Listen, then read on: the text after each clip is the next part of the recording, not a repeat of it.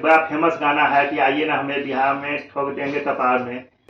20 साल जेल में रह के आए हैं, आजीवन का आवास काट के आए हैं। होगा चाहे वो अशोक महतो हो, चाहे वो मंटन सिंह हो। मंटन सिंह का तो कोई क्रिमिनल बैकग्राउंड नहीं है, लेकिन अशोक महतो जो नवादा जेल ब्रेक कांड के महानायक खलनायक थे, जिनपे जनता इस बार मुक्ति चाहती है अपराधियों से, दोनों तरफ के अपराधियों से। एक तरफ जो सिटिंग विधायक हैं उनके अपराधी तत्व से, एक तरफ महागठबंधन के उम्मीदवार से। नमस्कार, मैं श्रवण कुमार, आप देख रहे हैं एसजी मीडिया। आज हम वरसालीगंज विधानसभा के वरसालीगंज प्रखंड में हैं और हमारे साथ सुधांशु सुल्तानिया जी जुड़ चुके हैं। इनसे इनके परिचय जानेंगे और इनका स्वागत है हमारे चैनल पे। नमस्कार, आपको वासलीगंज आने के लिए बहुत बहुत धन्यवाद कि आप वासलीगंज आए विधानसभा का सर्वे करने के लिए। मैं डॉक्टर सुधांशु सुल्तानिया दिल्ली में प्रोफेसर हूँ, इग्नू यूनिवर्सिटी में जी, और दिल्ली भाजपा ओबीसी मोर्चा का दिल्ली प्रदेश संयोजक हूँ जी, और वासलीगंज का निवासी हूँ, वासलीगंज नगर का निवासी हूँ। और इस बार वासलीगंज विधानसभा क्षेत्र से भाजपा भारतीय जनता पार्टी से टिकट का दावेदार हूँ। वर्तमान विधायिका के खिलाफ जनता में जन आक्रोश है। उसके क्रिमिनल बैकग्राउंड को देखते हुए और विकास के काम उसने आज तक कुछ भी नहीं किया है। एक भी काम वो नहीं बता सकती हैं कि हमने वासलीगंज विधानसभा में विगत 10 वर्षों में भाजपा में रहते हुए किया है, या उसके पहले जब वो दूसरी पार्टी से या निर्दलीय जब विधायक थी तो किया हो। इसलिए जनता कब तक उनके दबंगई पे, उनके बाहुबल पे उनको वोट देगी। एक समय ऐसा आता है जब बाहुबल भी असफल हो जाता है और जनता उससे मुक्ति का साधन खोजती है। और मैं वासलीगंज जनता के लिए एक मुक्तिदाता के रूप में दिल्ली से आया हूँ, और जनता इस रूप में मुझे देख रही है।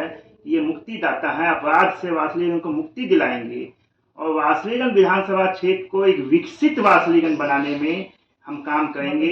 इसके मुझे लगता है कि भाजपा यदि वास्तव में चाहती है कि बिहार में एक ऐसे विधायक बने जो वासलीगंज का विकास कर सके और ईमानदार हों, स्वच्छ छवि हों, हाईली एजुकेटेड हों। एजुकेटेड आदमी विधानसभा में जाएंगे तभी वो बिहार का विकास कर पाएंगे। मोदी जी के जो सपना है विकसित बिहार, विकसित भारत के साथ 2047, वो इस अपराधियों की सहायता, उनके विधायक बनने से विकसित बिहार नहीं होगा। इनको क्या मतलब है? इनको तो अपने कमीशन से मतलब है, ठेकेदारी से मतलब है, इनको विकास से क्या मतलब है? तो चाहेंगे जितना भी विकास की योजनाओं का पैसा आता है केंद्र से या बिहार सरकार से, उसको लूट के अपना पेट भर लिया जाए। इसलिए बिहार, विकसित बिहार के लिए 2047 के लिए एजुकेटेड और ईमानदार विधायक का होना जरूरी है। बीजेपी में होते हुए भी बीजेपी के वर्तमान विधायक अरुणा देवी का आप विरोध कर रहे हैं, इस बात से आपको थोड़ा सा भी मतलब अंदर से हिचकिचाहट या डर ऐसा कुछ? नहीं, इसमें डर वाली कोई बात नहीं है। मैं किसी व्यक्तिगत, मुझे कोई दुश्मनी नहीं है विधायक से या उनके पति से या किसी से भी। मैं किसी का विरोध, मैं तो ये विरोध कर रहा हूँ कि वासलीगंज का विकास कोई नहीं कर रहा है।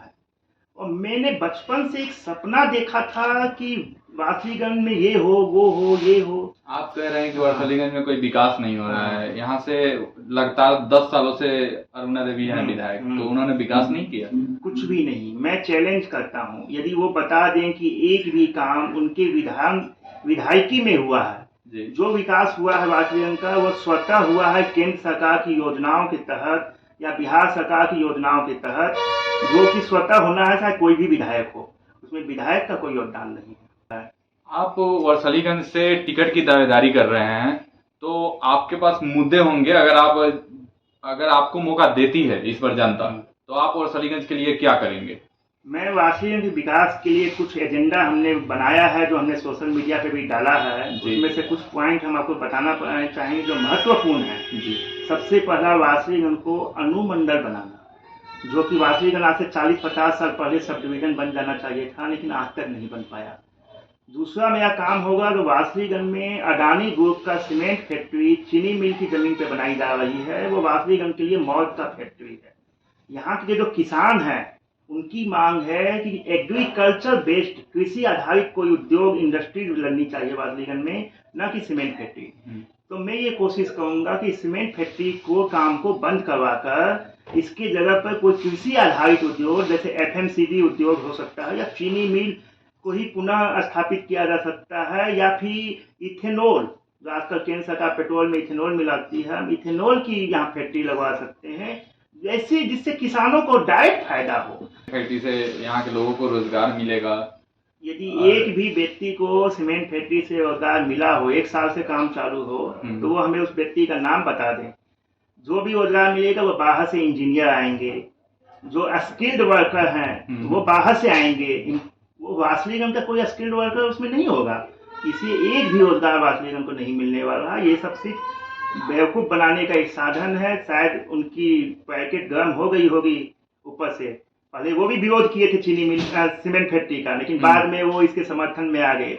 इसके पीछे कुछ न कुछ तो कारण है। तो पहले वो उन्होंने विरोध किया था, वो भी नहीं चाहते थे सीमेंट फैक्ट्री बने, लेकिन बाद में वो उद्घाटन करवाने के लिए नीतीश कुमार के साथ आए, फीता काटे, चुपचाप उद्घाटन किया गया। जनता की एंट्री नहीं थी उद्घाटन समारोह में। ऐसा कौन सा उद्घाटन जिसमें जनता ही नहीं इंटर कर सकती है। बिहार में वर्सलीगंज के अलावा ऐसी सैकड़ों ऐसे चीनी मिल हैं जो बंद पड़ी हुई है। बंद है। हाल ही में मोदी जी मोतिहारी आए भी थे, तो उन्होंने कहा कि मोतिहारी को मुंबई बनाएंगे और पटना को पुणे और गया जी को गुरुग्राम। वर्सलीगंज को आप कैसे देखना चाहते हैं, और आपको अगर जनता मौका देती है तो आप क्या बनाएंगे? यदि मुझे जनता मौका देती है तो हम वासलीगंज को एक विकसित वासलीगंज बनाएंगे, जिसपे जनता शान से कर सकती है ये विधानसभा क्षेत्र हमारा है। और जनता की जितनी भी जन शिकायत है जो आज से 30 साल 35 साल से उनकी पूरी नहीं हो पाई, जैसे एक हॉस्पिटल की जरूरत वासलीगंज में है। आज भी यहाँ पे कोई हॉस्पिटल नहीं है, प्राइमरी हेल्थ सेंटर है। थोड़ा सा चोट भी लगती है तो उनको नवादा ट्रांसफर करते हैं, पटना ट्रांसफर करते हैं। तो एक वासलीगंज में हम ऐसी सुपर स्पेशलिटी हॉस्पिटल बनवाएंगे जिसमें आईसीयू की भी सर्विस हो, ऑक्सीजन की सर्विस हो, एमआरआई, अल्ट्रासाउंड, हर कुछ हो। ये हॉस्पिटल बनाने का मेरा सपना है वासलीगंज में, जिसको हम पूरा करेंगे। विपक्ष के जो जनता है उनका कहना है कि प्रदीप महतो और अखिलेश सिंह दोनों मिले हुए थे। इस बात पे आप, इसमें कितनी सच्चाई है और इस बात पे आप क्या कहना चाहेंगे? क्षेत्र में ऐसी अफवाहें हैं कि विगत के लोकसभा विधानसभा चुनाव में अशोक महतो ने पैसा लेके अरुणा देवी से यादव का वोट कन्वर्ट करवाया था बीजेपी की तरफ। अशोक महतो नहीं, प्रदीप महतो। अशोक महतो दोनों एक ही हैं। हाँ। वो तो चाचा भतीजा हाँ, है। चाचा भतीजा है, नाम का अंतर है सिर्फ। चर्चा है तो कहीं ना कहीं हकीकत भी होगा। हाँ। क्योंकि अगर जिस चीज की अफवाहें उठी है, हाँ। तो कहीं ना कहीं वो सच भी होगा। हाँ, दर्शन शास्त्र में कहा जाता है कि कहीं धुआं है, मतलब वहाँ पे आग जरूर हुई होगी तभी धुआं है। हाँ। इसके बाद मैं आपको एक और नॉलेज देता हूँ। यहाँ का एकमात्र शमशान घाट है, जिसके विषय में कल ही मुझे यहाँ के वार्ड मेंबर्स ने फोन करके फोटोग्राफ वगैरह भेजी है। वो कहते हैं कि ये शमशान घाट पे असामाजिक तत्वों का कब्जा हो गया है। वो अपनी दुकानें खोल दिए हैं, बना लिए हैं, गुमटी वगैरह लगा दिए हैं। एक शमशान घाट जो एक विधानसभा का एकमात्र शमशान घाट है वासलीगंज नगर का, उसको तो कोई बाउंड्री वाल नहीं करवा पाए ये लोग। अंतिम संस्कार तक हिंदुओं का दुभर हो गया है। क्या बोलेंगे आप? जैसे हम कंटिन्यू एक डंपिंग साइट था वासलीगंज माल गोदाम के पास, वो शहर की गंदगी वहां फेंकी जा रही थी, नगर पालिका के द्वारा। और डंपिंग साइट हमने 2 महीने पहले बंद करवाया है, और उसके लिए नया डंपिंग साइट बनवाया है मोसमा गांव में। तो हमने वासलीगंज के विकास के लिए कंटिन्यू निरंतर में प्रयास कर रहा हूँ, जबकि मेरे पास कोई जनप्रतिनिधि नहीं हूँ, कोई सत्ता नहीं है मेरे पास। मतलब यहाँ के विधायक होते हुए भी नहीं करवा रही है। हाँ। जो आप काम करवा रहे हैं, जो हम दिल्ली से बैठे हुए अपनी कलम के बल पे करवा रहे हैं। तो जो बाकी हमारे कंपटीटर, जिसको आप कह सकते हैं महागठबंधन का जो उम्मीदवार जो भी होगा, चाहे वो अशोक महतो हो, चाहे वो मंटन सिंह हो। मंटन सिंह का तो कोई क्रिमिनल बैकग्राउंड नहीं है, लेकिन अशोक महतो जो नवादा जेल विवेक कांड के महानायक खलनायक थे, जिनपे वेब सीरीज भी बन चुकी है, आइए ना हमारा बिहार में बिहार, जिसमें बड़ा फेमस गाना है कि आइए ना हमें बिहार में ठोक देंगे कपार में। तो उसमें इमेज के वो व्यक्ति हैं जिनको कोई दुनिया में जानते हैं कि नवादा जेल तोड़ के भाग गए थे। 20 साल जेल में रह के आए हैं, आजीवन का आवास काट के आए हैं। तो उस तरह के लोगों को जनता कभी सपोर्ट नहीं करेगी। जनता इस बार मुक्ति चाहती है अपराधियों से, दोनों तरफ के अपराधियों से।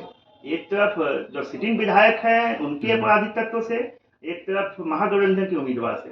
आज के युवा को आप क्या संदेश देना चाहेंगे? हम आज के युवा को यह संदेश देना चाहेंगे कि स्वच्छ राजनीति के लिए आप पढ़े लिखे युवा वर्ग सामने आइए।